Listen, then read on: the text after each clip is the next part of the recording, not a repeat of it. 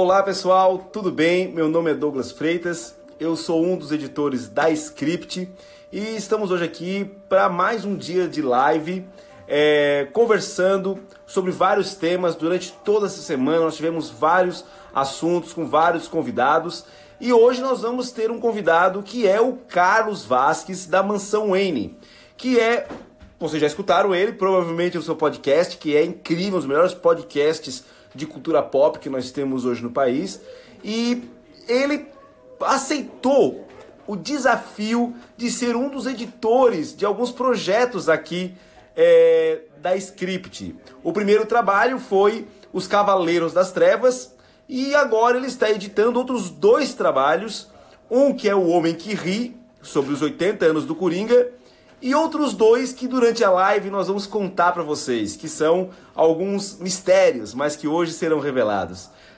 O nosso convidado chegou, vamos então aqui acenar para ele. Olá pessoal, todo mundo que está aí dando oi, tudo bem? Olha só, senão Eric. E aí, meu amigo Carlos, tudo bem? E aí, tranquilo, Douglas? Tudo bem? Rumando a câmera aqui. Oi. E aí? Vamos Como começar que tá? então. Boa noite de Santi. Galera aí chegando em peso. Vamos então conversar um pouquinho sobre aquilo que importa? O que mais importa, né? O Batman. Mais importa, né? Carlos, E aí, galera? uma coisa, meu amigo. Tu tivesse um trabalho extremamente árduo, né, neste final de ano, que foi editar um livro pela Script, que foi Os Cavaleiros das Trevas, né? Onde tivesse aí que trabalhar com mais de 60 autores. Aqui, ó. Nós vamos querer saber como é que foi isso daqui a pouco, tá?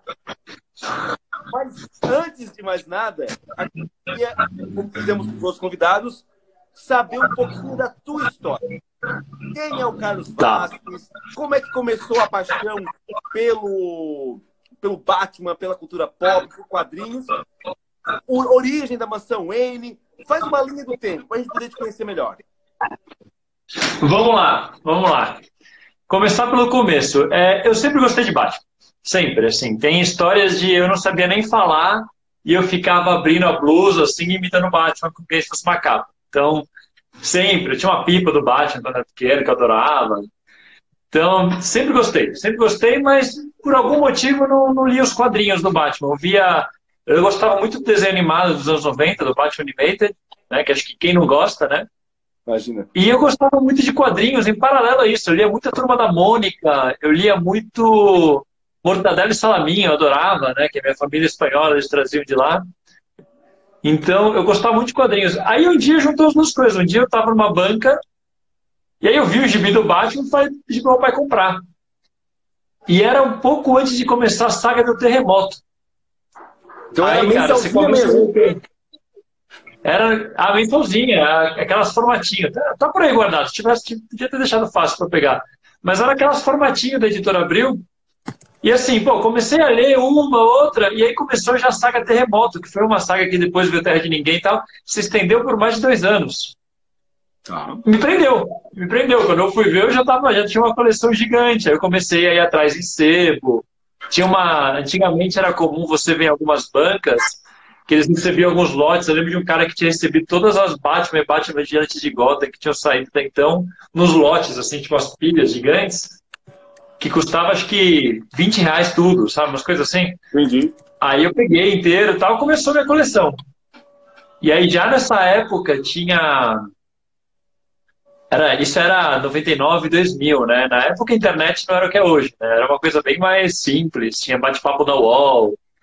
E tinha no Yahoo, no site do Yahoo, tinha uma parada que era o Yahoo Clubes. Tá. E lá tinha um monte de fã-clube de coisas, assim. Eu lembro que eu entrei na época eu gostava muito de assistir MTV, aí entrei no clube da MTV, entrei no grupo de Dragon Ball. Eu tinha um grupo de malhação, cara, olha que coisa bizarra. E aí eu falei, tinha uns do Batman que não eram muito movimentados, eu falei, vou criar um do Batman, então. Aí entrei lá e criei lá o Mansão Wayne, o grupo Mansão Wayne, lá em 2000. E aí, foi bem legal, entrou uma galera, todo dia tinha um monte de mensagem lá. Era tipo o que hoje em dia seria o grupo do Facebook. Naquela época era um grupo do Yahoo, um clube do Yahoo. E tá lá até hoje, tá ativo, mas tá abandonado, né? Imagina. Aí, com o tempo, aprendi a fazer site. Fiz o site do Mansão Wayne, já em 2000 mesmo, já fiz o site. E, pô, por muitos anos era eu mexendo lá, atualizando, colocando as capas das revistas que saíam todo mês, que na época não era tão fácil conseguir tudo. Ia colocando atualizações, reviews de coisa, resumo de saga que era pulada no Brasil, que sempre tinha alguém, na época já começava a aparecer muito fórum, né? Fórum de quadrinhos. Sempre tinha alguém que queria resumir a história e falava, pô, resume e me manda que eu coloco no Mansão Wayne. Aí eu ia colocando lá. E assim o site foi indo. Por muitos anos eu tinha mais de ficha, tinha bastante coisa lá. Conheci aí o site. Conheci muita gente nessa época. Eu participava muito do fórum do HQ Maniacs, né, que depois virou a editora HQM. Eu era colaborador do site deles também naquela época. Então o site foi indo e eu fui me metendo em um monte de outros projetos relacionados ao quadrinho na internet. Participava, eu era moderador de fórum, escrevia notícia na HQM e tudo. Só que aí começou... Nessa época eu estava na faculdade já, no começo da faculdade. Quando chegou no último ano da faculdade, eu fiz publicidade e propaganda. Não tinha mais tempo, não existia tempo. Eu estava começando minha carreira profissional em agência de publicidade, estava fazendo meu TCC ao mesmo tempo. Aí tudo que era hobby eu fui largando. Então, na época eu também participava muito de um grupo escoteiro, eu tive que sair. E o Mansão Wayne foi uma das coisas que eu tive que fechar. Fechei o site. Se você olhar na HQ Maniacs, até hoje tem lá a notícia do fechamento do site. Já faz um bom tempo. Entendi. E ficou nessa. Aí, tipo, sempre tinha lá atrás na minha cabeça a ideia de voltar de algum jeito pro site, mas como era um site que tinha ficha de personagem, muita coisa que hoje em dia tem na Wikipédia, né? Tipo, eu vou falar, pô, não faz muito sentido ter um site de fichas de personagens. Já tem uma Wikipédia gigantesca, colaborativa, que vai ter mais informação do que eu vou conseguir contar na minha vida. Então eu deixei quieto, não fui voltando. E aí na faculdade mesmo conheci o André Panceira, que hoje é meu sócio no Mansão Wayne, e ele não lia muito quadrinho ainda, mas gostava. Aí eu levava na faculdade para ele os quadrinhos e tal. Acabou viciando, né? Acabou viciando também, ficou... Cara, ele tem uma época que ele comprava mais quadrinho que eu. Foi doentio, assim. Eu lembro que eu comprava só Batman e algumas coisas da DC, e ele tava comprando tudo que saía da DC e da Marvel todo mês, assim, ia tudo. Aí, na época, a gente gostava muito de podcast, a gente ouvia muito Jovem Nerd e ouvia muito o podcast do Melhores do Mundo. Eu lembro que o podcast do Melhores do Mundo, eu e o André, a gente ouvia o dia inteiro. Isso foi mais ou menos em que ano? Isso foi, que a gente ouvia muito podcast. Comecei a faculdade em 2005, foi quando eu conheci o André. 2005. Então, o Mansão Wayne já tinha 5 anos. O Mansão Wayne ficou até 2007. Ficou 7 anos no ar. Aí, em 2007, 2007 para 2008 foi quando eu comecei o TCC, comecei a trabalhar, então tive que largar. E aí, eu e o André, a gente falava de fazer um podcast sobre Batman. Começou uma ideia assim, bem lá atrás, só que a gente falava, pô, mas só Batman, né? Não vai render. A gente foi abandonando a ideia, mas ficava lá no fundo. Oi! E aí a gente começou a ver que tinha. Esse negócio de podcast começou a crescer. Ó, visitinha. Oi! Oi!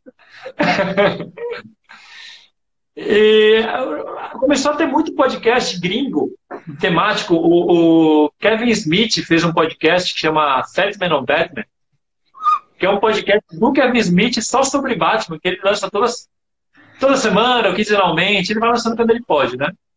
A gente falou, pô, dá pra fazer sim, dá pra fazer um podcast sobre Batman, vamos nisso, vamos fazer. Aí a gente começou a cozinhar essa ideia, faz uns 7 anos que a gente começou a cozinhar essa ideia, em 2011, 2012, a gente começou a falar de fazer o podcast, de verdade, assim, começou a falar um pouco mais a sério. E veio a ideia o André veio com a ideia e falou, pô, por que você não ressuscita o Mansão Wayne? Eu já tinha um nome, já tem uma galera que te conhecia disso. Vamos fazer, então. Aí a gente gravou o piloto, ficamos 6 meses editando o podcast, testando, vendo como ficava. E foi ao ar. E aí a gente foi fazendo e tá aí até hoje o podcast Mansão Wayne. Hoje de um jeito muito mais organizado, né? Tá muito bonitinha a sua filha. Não, e ela quer muito mexer no teclado que tá aqui no fundo. Ela tá ligando. Muito bom. Daqui a pouco tá ela editando o livro também. Oi! Tchau. Dá tchau. E a história é meio que isso, né? E o podcast foi crescendo e Isso, dá tchau. foi virando o que é hoje, né? Que já tem suas centenas de ouvintes todo mês, que acompanha a gente sempre. Eu conheci a Mansão M, eu acho que já faz uns 3 anos, ou 4, eu acho. Já faz muito tempo. Sério. E quando eu conheci, eu comecei a ter muito gostoso do podcast. Eu comecei a maratonar. E foi uma época que eu viajava muito, então foi ótimo. Uhum. Aí, cada programinha tem em torno de 1 hora, era o tempo da viagem. Sim. Né? Então, Para viagem é ótimo mesmo. Fui maratonando. Me fez voltar a ler muitos quadrinhos que já tava, que aí eu vi comentários, eu vou lá tentar para ver um pouco. E no caso, fui voltando, fui lendo. E algumas séries eu não peguei, tipo Terremoto. Foi uma que eu não assisti, não li. Né?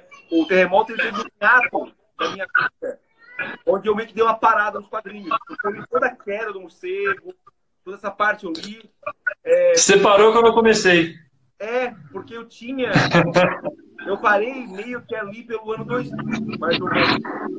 Foi quando eu saí da faculdade. Aí eu dei uma parada e voltei depois. Então eu tive um hiato de quadrinhos e aí Mansão N me preencheu essas lacunas. Muito bom, porque você pegou exatamente isso.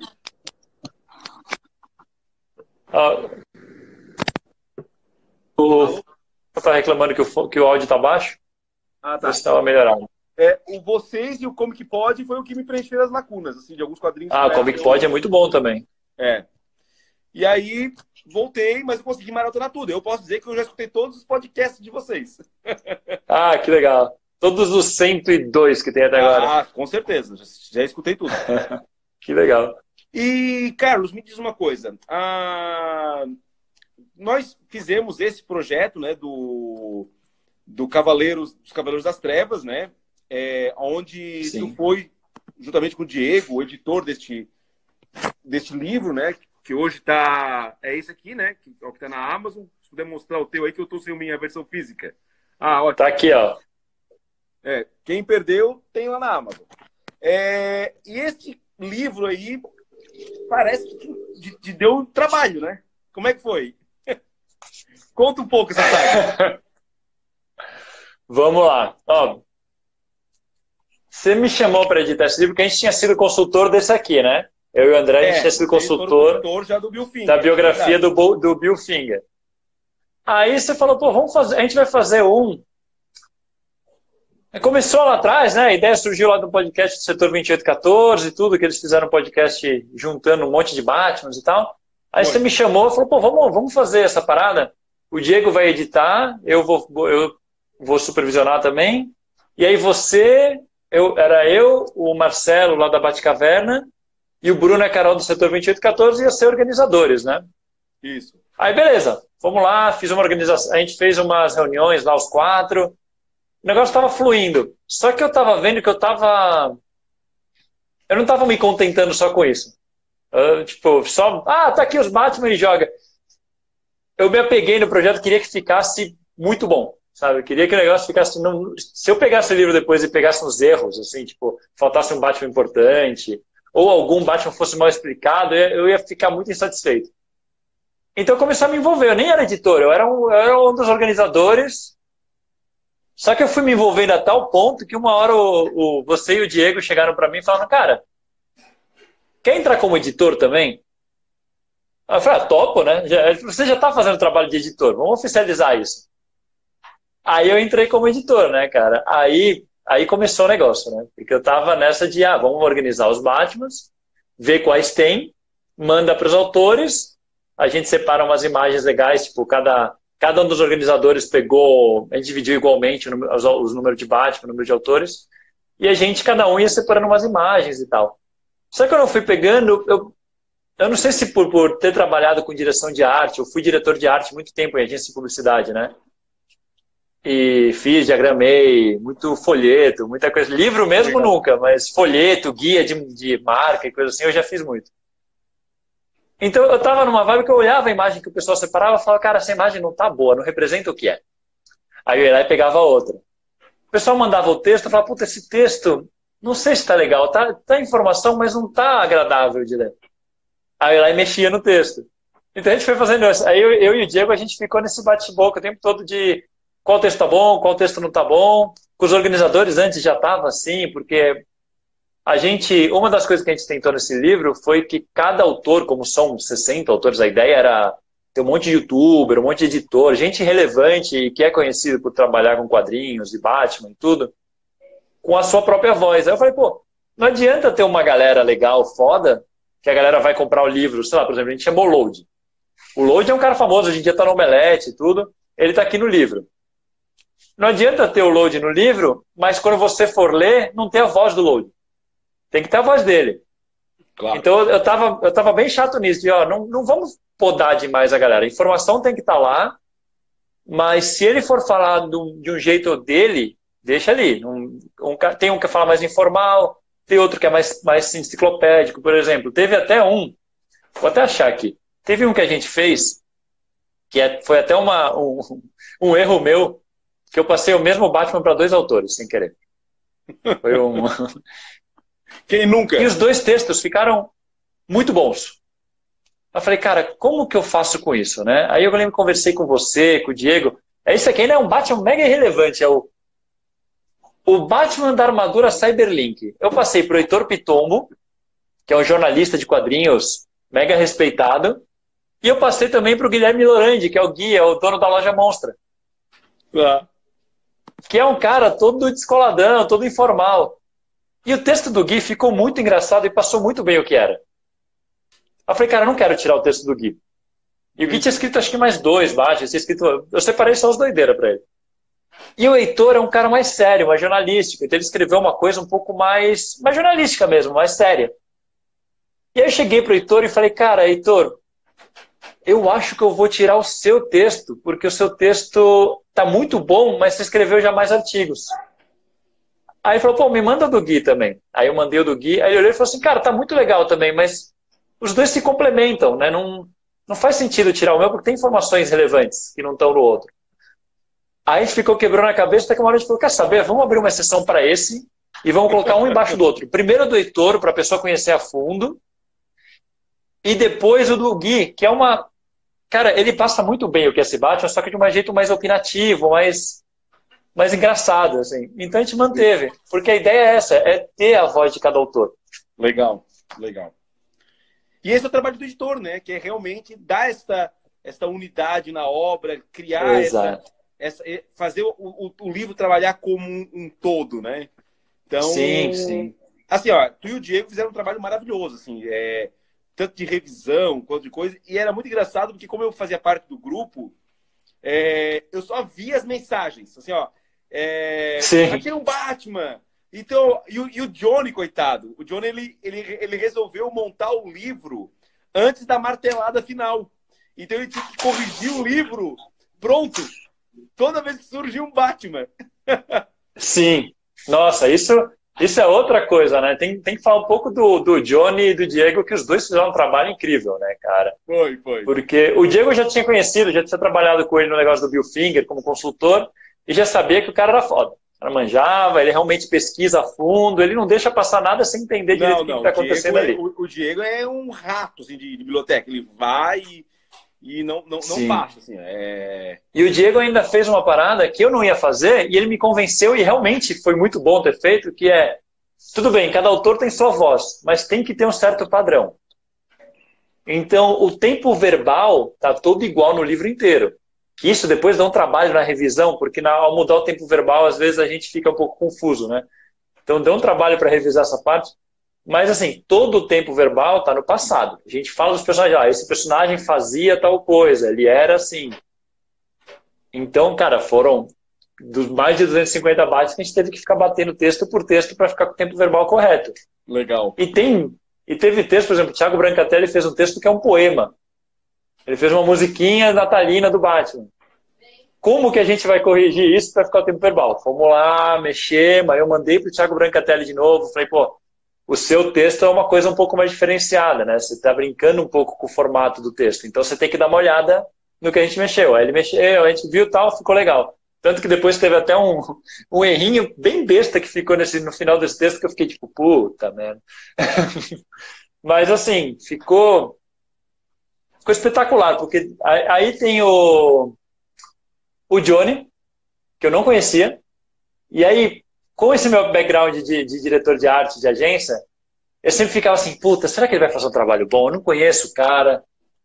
E aí eu lembro que eu ficava conversando com o André, eu falava, cara, André, eu tô quase me metendo na parte de diagramação, só que eu não tenho tempo. Aí ele, cara, não se mete nisso, deixa na mão do cara que o cara deve ser bom. Aí, não, beleza. Aí não me meti, não quis, não palpitei na diagramação. Só quando já estava pronto, que teve uma coisa ou outra que eu acabei falando, mas que acho que já cabe mais a parte de edição mesmo. Mas o Johnny, quando começou a entregar tudo, eu fiquei impressionado. Falei, cara, ficou muito bom. Tipo, ele fez uma capa que a gente nem tinha pedido para ele capa, né? A gente tinha pedido...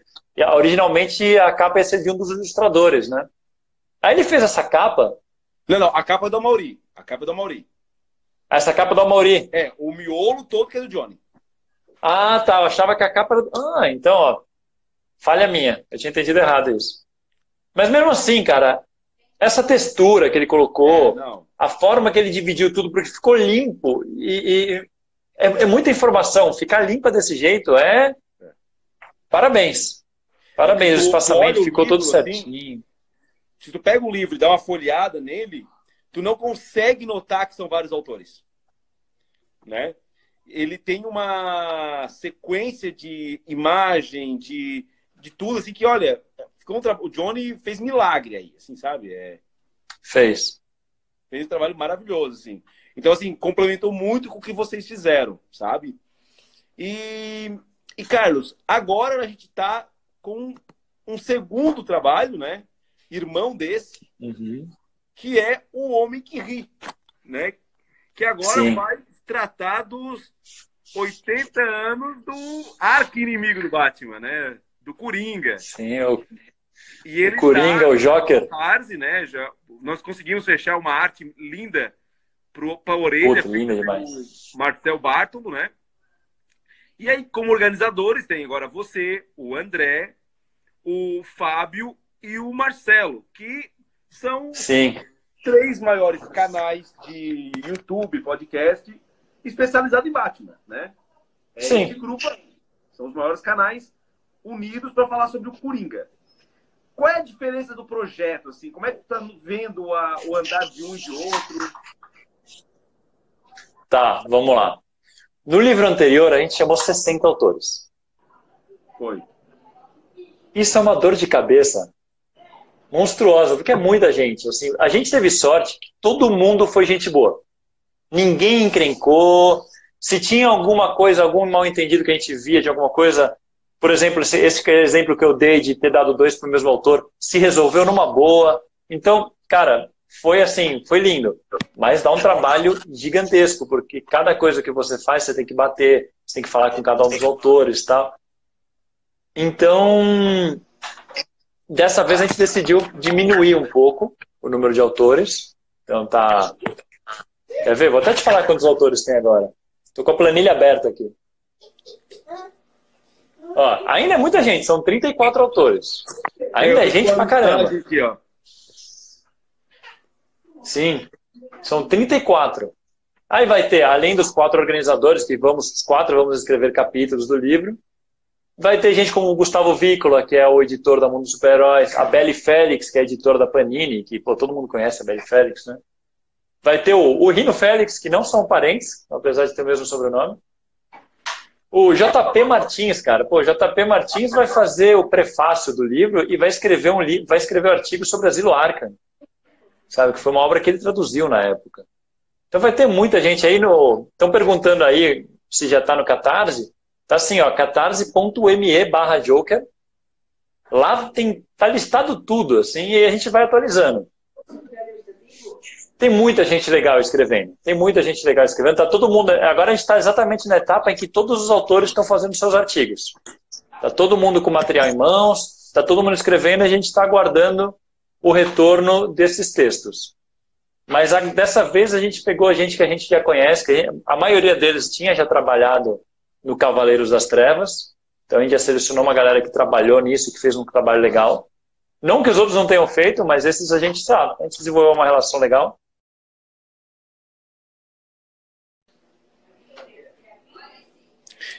Esse trabalho primeiro já deu uma abertura para chamar. Deu uma pequena travada no teu vídeo agora. Vamos lá. Vou repetir um pouquinho. E aí falasse que tu já chamasse um grupo, então era um grupo que tu já está acostumado a trabalhar. Já. Exato. Então ficou uma coisa mais tranquila. Exato. A maioria é gente que já tinha trabalhado aqui. A gente chamou algumas pessoas que a gente já tinha vontade de trabalhar, que a gente já conhecia o trabalho, como é o caso, por exemplo, da Belle Félix, que a gente já conhece, já sabe da qualidade do trabalho, mas não, sei lá, a gente nunca tinha feito nada, até, pô, era meu primeiro trabalho como editor, não queria ficar chamando assim também. Agora, dessa vez, já tem uma abertura maior para chamar, já tem uma confiança maior e as pessoas já conhecem o nosso trabalho, né? Então, já está uma equipe muito boa. E outro diferencial, que eu acho que é o diferencial principal desse livro, é que, ao contrário do primeiro, o primeiro livro era uma enciclopédia. O primeiro livro era um guia de versões do Batman. Esse do Coringa, a gente até chegou a pensar lá atrás, falar, pô, vamos fazer uma guia de versões do Coringa. Não ia ficar legal. A gente começou a olhar, viu que a maioria dos Coringas não era legal, não era bem explorado. Falou, pô, não vai dar um trabalho bacana de ler, vai ser uma coisa repetitiva. Então a gente decidiu fazer, inclusive o Douglas veio com essa ideia quando a gente fez o programa de 80 anos do Coringa. Ano passado a gente fez o dossiê do Coringa, na época do filme, né? Na época do filme a gente fez um programa com a história do Coringa, ficou muito legal, inclusive quem ouve o podcast Mansão Wayne aí provavelmente vai concordar, é um dos programas que eu mais gosto que a gente já fez. Muito bom, muito bom. E aí o Douglas veio e falou, pô, vamos transformar esse podcast em livro? Já está a estrutura pronta, é só transformar em livro. Aí eu, na inocência, falei, vamos, é facinho, é só digitar o podcast praticamente, né?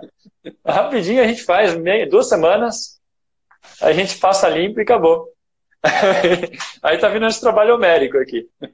Mas que vai ficar bem legal. A gente vai pegar, vai falar das fases do Coringa, né? Era de ouro, era de prata, era de bronze, pós-crise, aquela coisa toda.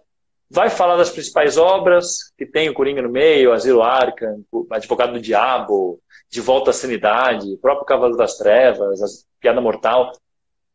Vai falar dos filmes, das séries, dos desenhos animados, dos jogos, tudo que tem o Coringa vai estar nesse livro. O que é engraçado é que, por exemplo, embora eu fique mais na função de Imagineer, né, desses projetos, vou lá, chamo a galera, monto, mas depois eu jogo para os especialistas fazer o trabalho, né? O Diego, por exemplo, né, dentro dessa estrutura, o Diego é a minha rede de segurança. Eu sempre brinco que o Diego é o que apara e faz a coisa realmente funcionar e ter a credibilidade que a gente tem nos nossos projetos. Porque ele é muito metódico. Então, assim, as coisas sempre faz o máximo possível, revisa cada vírgula e tal. Então, então nesses bate-papos, quando o Diego traz algumas informações, Douglas, teve isso, teve aquilo e tal, uma das coisas que eu me surpreendi, por exemplo, foi a questão do hiato que o Coringa tem na Era de Ouro. Sim. Né? Porque eu sempre gostei de quadrinho, né? Sempre gostei de super-herói e tudo mais, mas, na verdade, eu sou um leitor de quadrinhos da Era de Prata em diante, né? Claro. Que eu tive acesso. Era de Ouro, uma coisa que eu não tive muito acesso. E na minha cabeça, eu acho que quase todo mundo, o Coringa é o arqui-inimigo do Batman desde sempre, porque ele apareceu no Batman 1. Sim. E eu fiquei apavorado quando eu fui descobrir, principalmente no dossiê que tu fez lá no Mansão Wayne, que, na verdade, ele praticamente sumiu. Como é que foi isso, cara? Cara, o Coringa, ele foi... que eu tô pegando uma água aqui.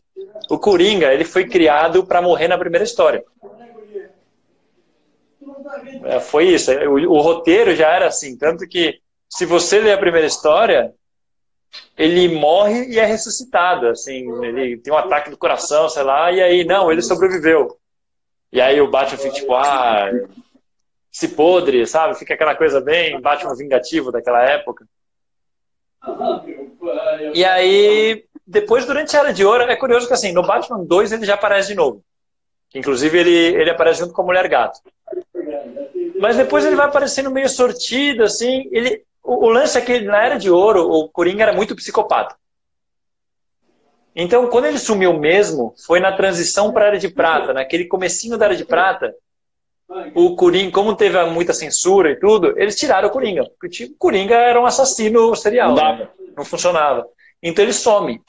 Ele some completamente ali e volta a aparecer já mais pro final da Era de Prata, que ele começa a aparecer de novo com aquele jeito mais bufão que a gente conhece, né? Então já é... Ali já para os anos 50 tal, ele já começa a parecer diferente, com umas missões que, tipo, antes as missões dele era vou matar todos os políticos de Gotham. Eu vou, sabe, vou explodir metade da cidade.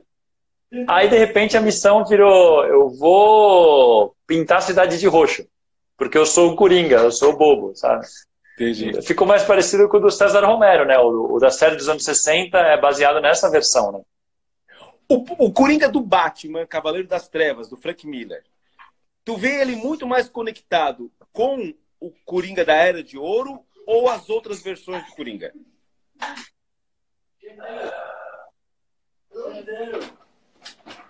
Ele é mais o da Era de Ouro, eu acho, viu? Porque ele é mais... Ele é diabólico. Ele dá medo, na verdade. Ele não é tão piadista. Ele não é tão piadista. Ele é um palhaço, mas ele é sádico. Então tanto que você lê, ele até destoa depois, porque assim, não existia o conceito de psicopata, né? Na Era de Ouro.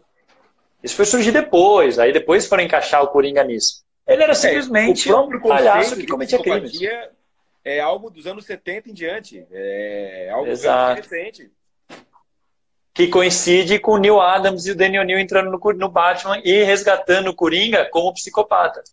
Isso. Então, aí no Cavaleiro das Trevas ele já é um psicopata, ele tá no Asilo Arkham, tem aquela coisa toda, mas ainda não é um bufão, assim, ele é um pouco mais cínico, sabe? Entendi. Eu acho que conversa mais aí. Dentro dos filmes, a gente tem várias faces do Coringa, né? E no livro vai ser abordado essas versões. Quem vai escrever os filmes, já vou te dizer aqui, ó, olhando aqui pelo projeto. Nós vamos ter... Vou botar aqui. No cinema, nós vamos ter o Silvio Ribas falando sobre o Batman de 89. A Carol Pimentel falando do Dark Knight, lá do Nolan. O Christian Farias sobre o Coringa do Esquadrão Suicida. O Matheus Bonês do Lego Batman. E o Diego do Joker, né? Agora é essa última versão do Coringa. Qual teria mais medo de encontrar na rua? Nossa! Cara, eu acho que o do Joker. Do Joker? Eu teria medo do Joker. Porque, assim, eu acho que o Joker, mas também o do Jack Nicholson. Porque, assim, os outros, eles têm umas missões, eles têm uma missão, né? Ele vai na missão e vai cumprindo a missão. O do Jack Nicholson, ele sai invadindo o museu e atirando na galera aleatoriamente e tá nem aí, sabe? Então, esse eu acho que seria mais provável que me matasse se eu passasse perto dele. Entendi. Porque o do Batman do Nolan, se tu parar pra analisar, ele tem de boca pra fora, ele fala que não tem planos, que ele é o cachorro louco que vai correr atrás da roda, mas não sabe o que fazer o dia que pegar a roda. Mas, na verdade, ele é o Coringa com mais planos e mais inteligente de todos eles.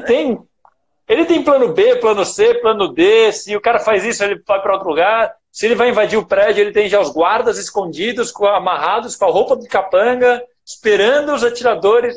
Tem todo um plano muito elaborado. Ele rouba dinamite para explodir. Não sei... É muito elaborado. O Luiz Máximo está falando, e o Máscara do Fantasma? Ele saiu no cinema, mas ele vai ser abordado em outro ponto, que é na verdade do Batman Animated. Isso. Porque aí o Coringa do Batman Animated Ele é o Que vai mesmo ser escrito, Coringa. inclusive, pelo Gabriel da Batcaverna. É o mesmo Coringa, É o mesmo inclusive. Coringa, por isso. Máscara do Fantasma conta a origem dele, né? Ah, e o Coringa da Feira da Fruta? Coringa da Feira da Fruta provavelmente vai ser citado no Batman 66, né? Porque ele é uma brincadeira de fã com isso, né? É muito bom, inclusive. Feira É da Fruta é verdade. genial. O Feira da Fruta teria que ser traduzido para o inglês para sair lá, né? Teria, Isso não teria. pode ser uma coisa exclusiva para o Brasil. É uma coisa maravilhosa para ser só nosso. É muito bom, é muito bom. A gente tem o sonho de um dia fazer um podcast com os dubladores. Sério mesmo? É o sonho que a gente tem, assim. Mais pra Incrível que frente a gente seria. Que talvez incrível faça. que seria. Que incrível. Cara, eu vou ser bem sincero, assim, ó. Eu sei que ele é o Coringa mais odiado. Para mim, é a pior adaptação também. Mas, cara, eu tenho muito medo de encontrar com o Jared Leto. Ah, ele é perturbadão, né? Ele chega até a dar um asquinho de olhar pra ele, sabe? Dá um asquinho, assim, sabe? Entende? Assim, que nojinho, Sim. cara. Então, sei lá, cara, eu acho que pra mim ele seria o mais complicado de encontrar na rua. Faz sentido. É porque ele é mais mafioso, né? Ele é mais. Ah, esse cara aí tá na minha frente, mata ele. Não é nem ele que vai matar, ele vai mandar um capanga te matar e vai continuar andando. Entendeu? Eu teria pensado, ih, rapaz, eu atravessava a rua, porque o do Dark Knight, por exemplo, ele é quase uma força da natureza, né? Sim. Ele vai e coisa, mas ele é um cara que parece que ele consegue se portar bem em público. Sim, ele vai te matar se você for um segurança do banco, se É, você estiver no caminho dele mesmo. ele tem, Se ele não, tem, até, não. ele tem até um charme no andar, ele tem até um Sim. ritmo, sabe?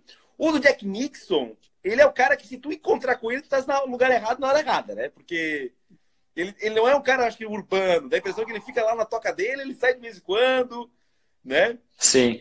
O do Jared Leto, a impressão que eu tenho é aquele cara que tu tá num bar, tomando tua cerveja numa boa, e ele chega no bar e tu se ferra porque tu tava dentro daquele bar com ele, entendeu? Sim. Não fez nada. Então, sei Você tá lá. lá no bar, ele entra com os capangas e fala: mata todo mundo que eu quero bar vazio. É assim, né? Eu tenho um pouco de rancinho daquele homem lá. É, E agora, dentro dessa estrutura, chegasse a ver recentemente algum dos desenhos do Batman Animated? Nos últimos anos? eu vi faz uns 2 anos eu reassisti inteiro. E eu não vi todo, mas eu vi alguns episódios. Tive essa Certo. impressão que ele melhorou com o tempo. Ele já era bom. Sim. E ele... Gente, assim, ó, eu não percebia na época, eu era um gurizinho, o quão bom era aqueles episódios. O nível dele é muito Né? alto, cara. É muito alto. É É muito muito alto. alto de roteiro, de personagens, de tudo. Sim. Aquele desenho, ele era feito. É que assim, na época, ó, o outro desenho que tinha, que era feito na mesma época, que tinha até parte dos mesmos roteiristas e tudo, era aquele desenho dos X-Men. Lembra aquele desenho dos X-Men dos anos Lembro. 90? Era mais ou menos os mesmos roteiristas, tinha uma galera que estava junto.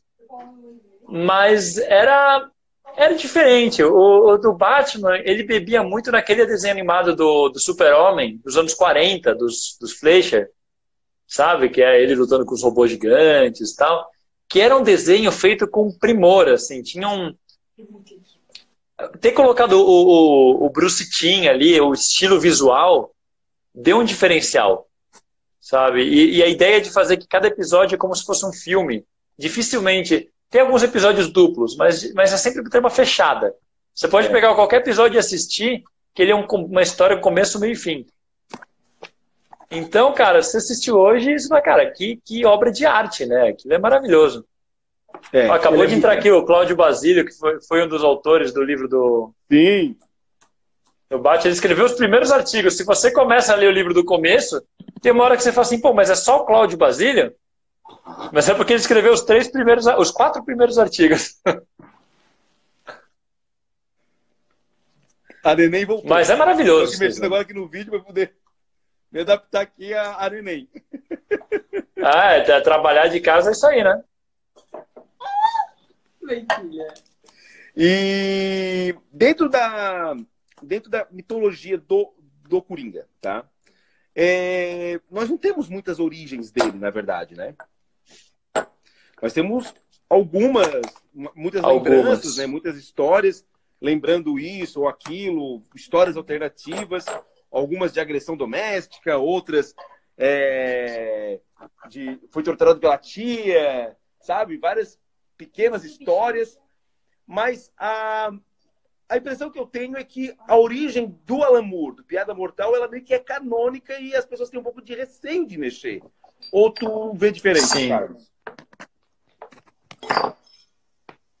Então, é isso. A do Alan Moore é a mais aceita. O lance é que a do Alan Moore, ela bebe na origem escrita pelo Bill Finger. O Bill Finger fez uma história ali nos anos 40, que ele introduzia essa coisa toda do capuz vermelho ser um criminoso, que cai no ácido e vira o Coringa. O que o Alan Moore faz é costurar isso de outro jeito, né? Ele cria essa coisa do Coringa ser comediante, ser stand-up, né? O que faz muito sentido pro Coringa. E ele tem aquela história da esposa e tudo. Então, assim, o elemento do capuz vermelho sempre é respeitado. Existem algumas versões que não citam isso. Tem uma origem que eu acho muito bizarra, que saiu nos anos 2000, que ele era um segurança que começou a ser desafiado e acabou virando Coringa. Mas é uma origem que ninguém nem lembra, não tem, sabe? A maioria são isso, é a versão do Bill Finger e a versão do Alan Moore, que é em cima da do Bill Finger. Depois existem, até no próprio podcast que a gente gravou do Coringa, o Gustavo Vícola lembrou que nos anos 2000 teve uma história canônica dentro da cronologia, que revela que o Charada viu a mulher do Coringa sendo morta por uns mafiosos. Então, assim, pronto, isso já é parte do cânone. Então a Piada Mortal já não é mais a certa. Porque na Piada Mortal ela morre num acidente. Só que Piada Mortal é um pouco com as memórias do Coringa, né? Tem aquela coisa que não fica muito claro se aquilo é real ou não. É real ou não, né? Então, a gente sabe isso, que ele era casado, que ele era comediante. Tem uma outra história, inclusive, que talvez você tenha lido essa, saiu pouco antes do terremoto e tudo, que é um formatinho que o Coringa vai atrás da plateia, que foi uma vez no stand-up dele, e deu uma nota ruim para ele. E aí ele pega toda essa galera, leva de novo para fazer stand-up e mata todo mundo. Meu Deus! Era uma época que o Coringa tinha até o cabelo meio comprido e tal. É muito boa essa história. Mas assim, tem pequenas coisas que estão no cânone. Então você sabe que ele foi stand-up, você sabe que ele foi casado e que a mulher dele foi morta, você sabe que ele estava vestido de capuz vermelho quando caiu no tanque de ácido, e que ele caiu naquele tanque de ácido da Ace Chemicals. Todo o resto é trabalhado. Então tem gente que fala que ele era realmente de uma gangue de capuz vermelho e tal. Tem gente que fala que não, o Alan Moore mesmo fala que ele só se fantasiou de capuz vermelho naquela noite para fingir que ele era outra pessoa, e que capuz vermelho era uma identidade falsa que foi criada exatamente para servir de cobertura para várias pessoas. Mas na história do Piada Mortal, ele deixa essa mensagem que o capuz vermelho já existia, né? Exato, mas não era ele. Não era ele botou Exato. uma persona sem uma pessoa por dentro, né? Sempre ia variando. Sim. Tem uma história que saiu naquelas Batman preto e branco, que é desenhada pelo Alex Ross, inclusive, que mostra diferente. Já mostra que ele era um puta mafioso, que ele era o Capuz Vermelho, que era o maior vilão de Gotham. E aí, quando ele virou o Coringa, ele meio que perde a memória. Entendeu? Mas é a mesma pessoa. Então, assim, o próprio Máscara do Fantasma, que é já do universo Animated, que o Luiz Mastros comentou, é diferente, mostra que ele era um capanga dos mafiosos. E ele lembra disso. Essa ideia de capanga é muito explorada no Batman do Tim Burton, né? E o Animated... No Batman do Tim Burton. Ele bebe muito do Batman do Tim Burton. Tanto que a estética da Gotham, o próprio Batmóvel... Sim. O Batmóvel é do Tim Burton fechado, né? Sem aquele... Simplificado, quadrado, né? Ele é mais reto. Que eu acho o design lindo daquele Batmóvel, sabe? É lindo. É lindo, lindo, lindo demais. Tem um aqui. Peraí.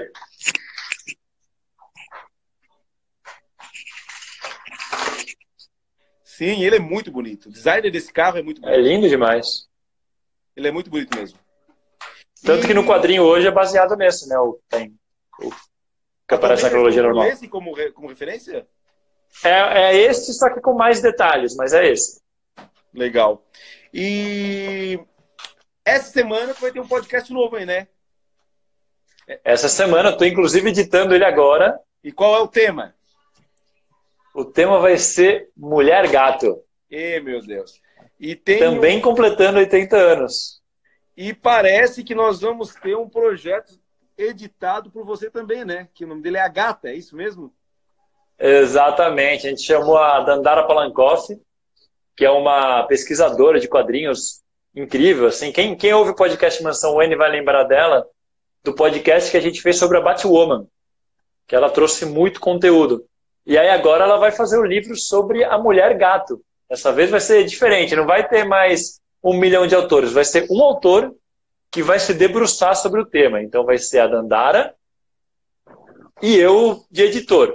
E é isso. E aí, claro, o Douglas e o Diego, como donos da editora, vão também participar e trazer muito conteúdo, inclusive eles estão cuidando muito da parte do design. Essa parte é mas quem vai dar alma para isso aí na revisão é o Diego. Até porque Sim. eu não consigo revisar nem as minhas mensagens de WhatsApp. Então... não, o Diego vai estar como revisor, aí depois a gente vai... Ainda está longe da revisão, a gente ainda está agora na estrutura do livro, né? Isso. Mas assim, a Dandara, eu já li textos dela. A Dandara é uma das editoras da revista Plaf, que é uma revista de quadrinhos que sai. Poxa, que legal. Muito boa. Que fala até... Ela tem um background diferente de quadrinhos. Ela não é simplesmente uma leitora que gosta muito. Ela é uma pesquisadora. Ela estuda essa parada há muito tempo. Então, assim, ela vai trazer um conteúdo que normalmente a gente não vê em outros lugares, sabe? Por exemplo, eu estava editando agora, a gente estava comentando sobre como na época, os personagens masculinos, todos eles tinham a máscara fechada e o olho era branco, sem pupila. E os personagens femininos tinham uma abertura enorme que mostrava toda essa parte.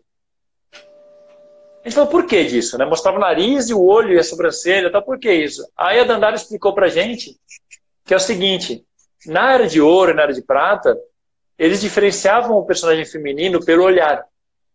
Se o personagem tinha os olhos mais redondos, ela era uma mocinha. Se ela tinha o olho meio agateado, assim, compridinho, com aquele lápis no olho compridinho, ela era vilã, ela não era uma mulher de confiança, ela não era uma mulher de família. Entendi. Ela era uma mulher da vida, era uma mulher que não queria seu bem, sabe?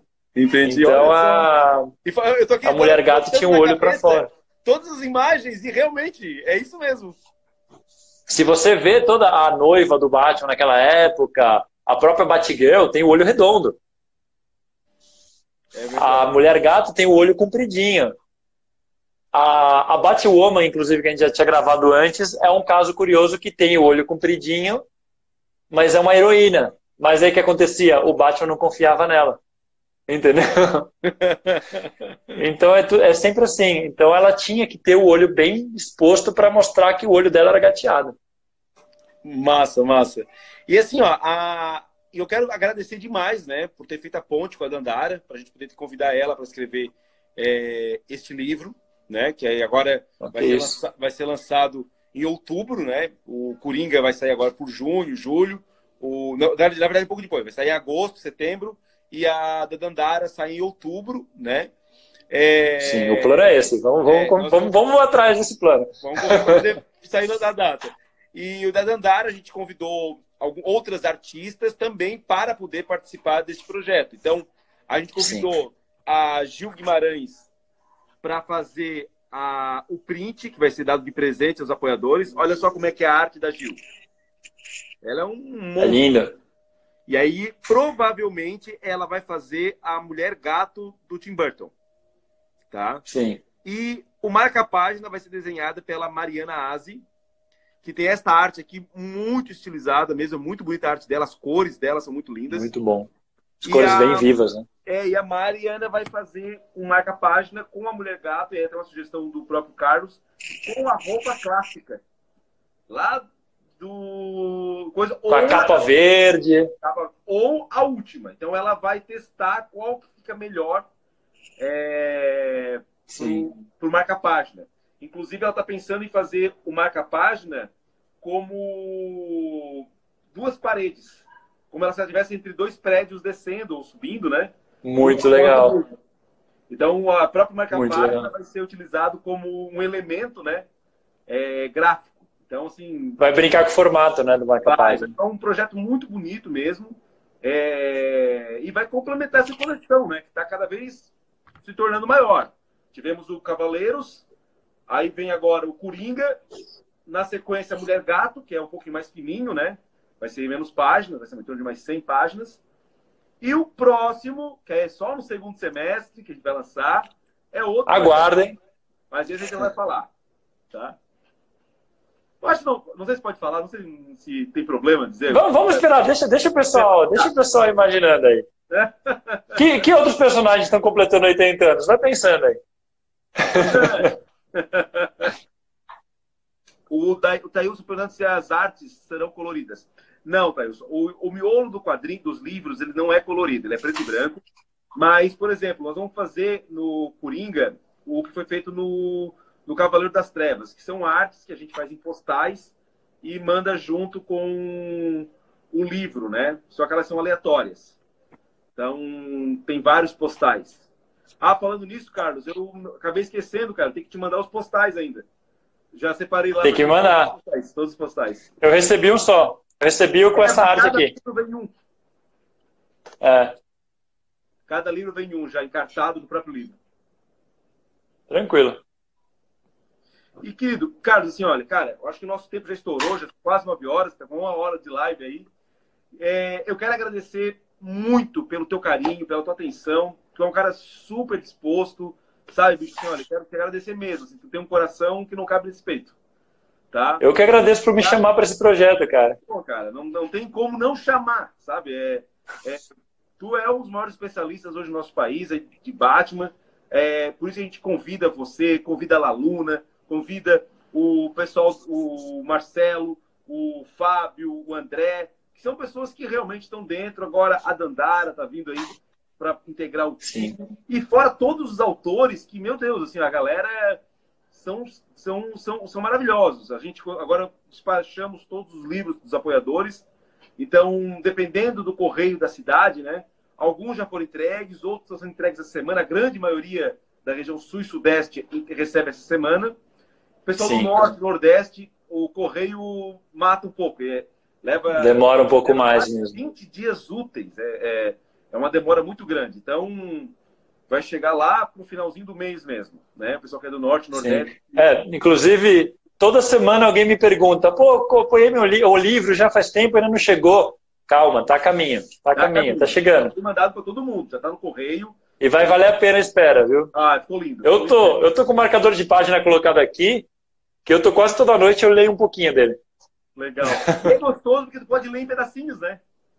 Sim, Cara, esse livro aqui você pode pegar e ler de início ao fim, que ele conta uma história, mas você pode pegar aleatoriamente e abrir e falar assim, deixa eu ver que Batman maluco que eu vou ver. Aí você olha assim, olha, o Meia-Noite do Japão Feudal, sabe? É muito louco. Não, e tem uns Batmans aí que são surreais. Então olha assim, cara, eu não acredito que fizeram esse Batman. O Arraia. Não, é muito doido. E assim, muito doido. Então, Carlos, olha, muito obrigado mesmo, tá, cara? Eu quero ver se eu marco depois outras reuniões, quero ver se eu converso com o Bruno e com a Carol, que foi graças ao podcast. Seria legal. Nós começamos esse projeto, né? Falar também, depois a gente fala mais tarde com o André, também temos o Fábio, o Marcelo, que hoje está de aniversário, né?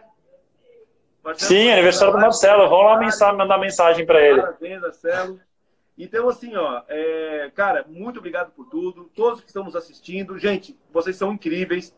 Um grande abraço para todos vocês. Esse cafezinho script que nós estamos fazendo essa live está sendo muito gostosa, porque o pessoal está aderindo, é um momento de bate-papo.